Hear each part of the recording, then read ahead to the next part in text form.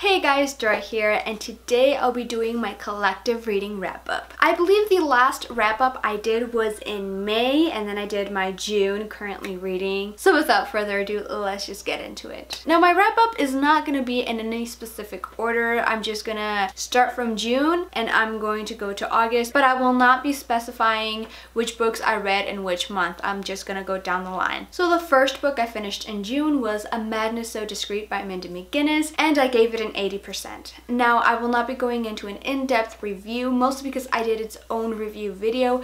I'll link it up here in the little eye icon so you guys can check it out. So all I'm gonna say is that it was a nice read. I really enjoyed it. It wasn't one of my favorites. The book reminded me of Criminal Minds, so if you love Criminal Minds, the show, you will definitely enjoy this novel. The next book I read was History's All You Left Me by Adam Silvera. I gave this novel an 89%. This book was really heartbreaking. My god, it ripped my heart to pieces. While I was reading this book, Griffin's pain and grief felt so real. I feel like I got a lot of emotions from this novel, mostly because I read it in the anniversary of my brother's death, which most of you don't know, but I did talk about it a little bit in Twitter and Instagram. On June 29th, we got a call that my older brother had died in a car accident. I read this book in the anniversary of his death. What Griffin in this novel says is true. The 7 stages of grief can go to hell. Not everybody grieves the same way. Because I was emotionally raw and it was in the anniversary of my brother's death,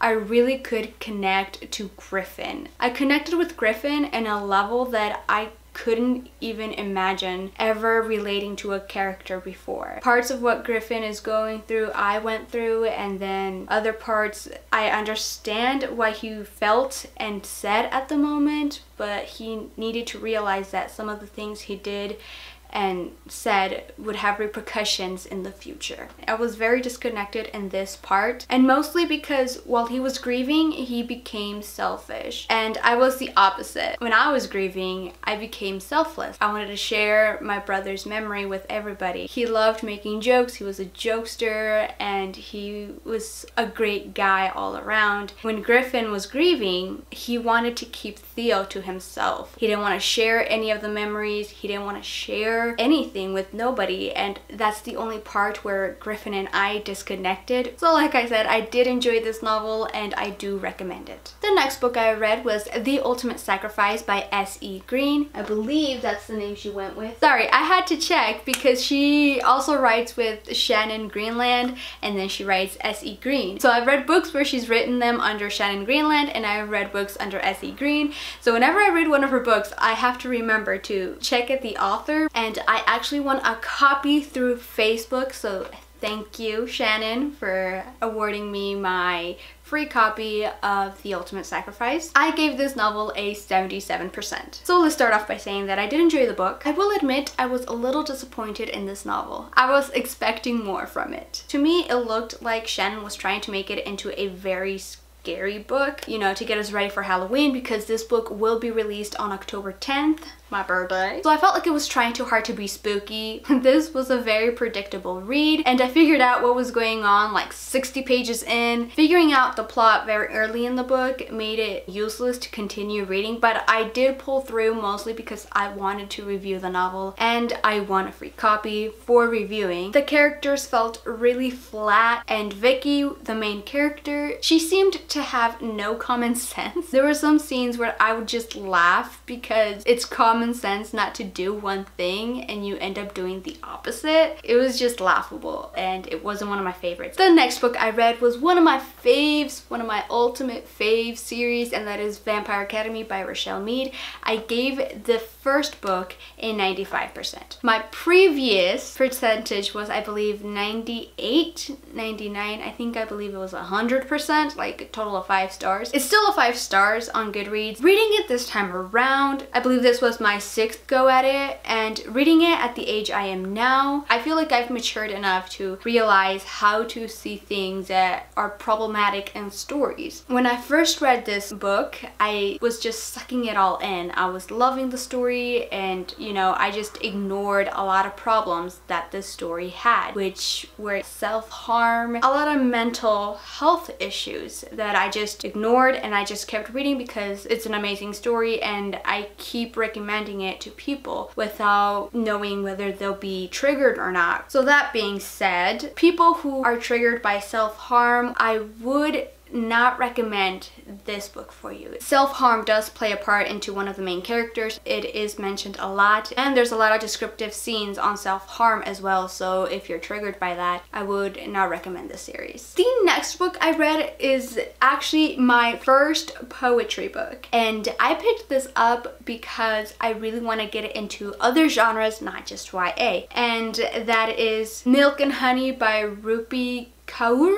I think that's how it says, Youre. I apologize for butchering names. I suck at names. I am so sorry. I gave it a go mostly because it was very widely popular and everyone was raving about it, and for my first poetry book I gave it an 82%. I like how it was separated into 4 parts, and in the title it tells you what part we're at. Like I said, I liked it, but I didn't like how it was formatted, if that's the right word to say. The next book I read was Frostbite, the 2nd book in the Vampire Academy series by Rochelle Mead. I gave this one a 96%, and I just remembered that I did not pick up Vampire Academy when I was talking about Vampire Academy. This is Vampire Academy. Now, as to self-harm, there's not a lot of scenes. There's talk about it, but descriptive scenes, they're not. It still has some issues, but there's not a lot of triggers. I finished this book at 2 o'clock in the morning because I just love Vampire Academy so much, and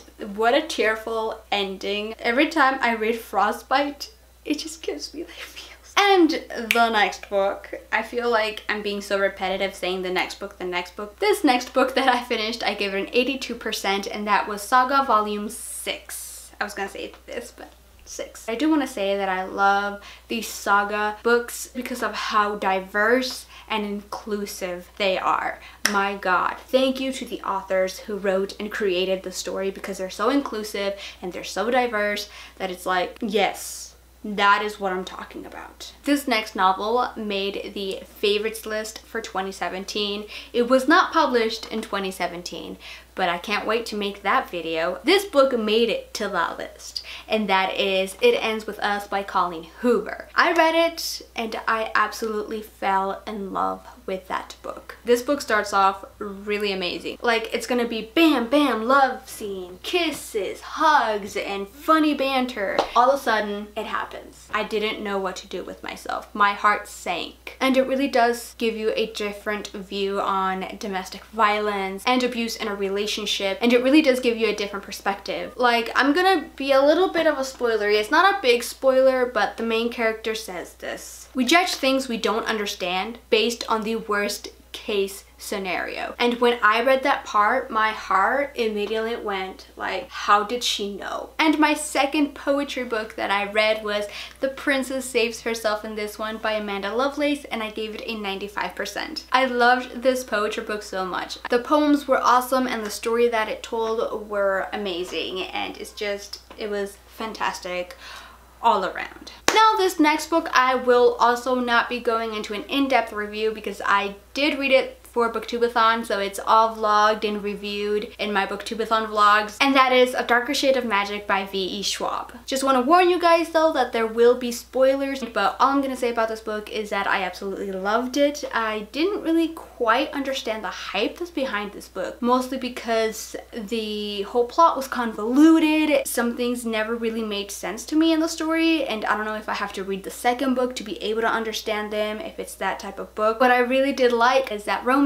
was not a big part of the story, and that was really great. It's really rare to find a book where romance is not a big part of the story, and I really like that romance was not a big part of the story. My third poetry book that I read was Whiskey, Words, and a Shovel #1 by R.H. Sin. I gave this book an 83%. This book was great. I really enjoyed the poems, and this book reminded me of my first love. I wonder if he's having a good life, and if he is, I wish him nothing but the best. Another amazing book that I read that I absolutely loved, that made the top faves of 2017 list, and that book is One of Us is Lying by Karen M. McManus. I gave this book a 99%. No joke. One sitting. I didn't sleep that night. This book kept me guessing till the very end. I wanted to figure it out before it was actually revealed who it was. I feel like I should have gotten it. I feel like there were so many clues left behind that I just was so engrossed in the story and then read it in one sitting that I just totally forgot because of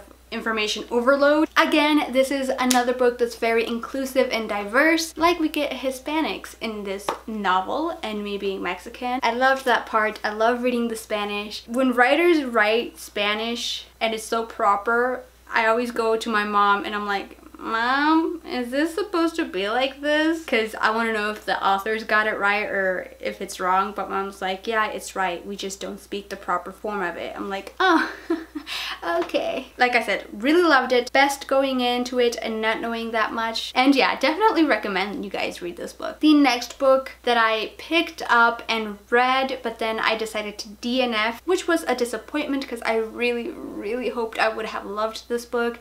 And that is You're Welcome Universe by Whitney Garner. This book, our main character is deaf and she's an artist, and after vandalizing her school, she has to go into a mainstream school, which is all hearies. I wanted to love this book so much because I love the deaf culture and I love deaf people, but it just didn't work out. So I decided to DNF it. If you want to know more of my thoughts on the book, I'll leave the link to my review up here. And the last book I read was Saga Volume 7, and I gave it a 95%. All I'm gonna say is BRB. I'm gonna go cry now. That ending, I really hope that's not what happens. So that is my collective reading wrap up. I hope you guys enjoyed it. If you have any questions or thoughts about the books I've read, leave them down in the comments below. Thank you guys for watching. Please make sure to give this video a big thumbs up if you liked it, and subscribe if you want to see more of my face, and I'll see you in my next video.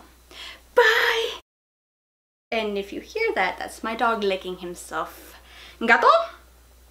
I forbid you. My period, we're not talking about my period, my God.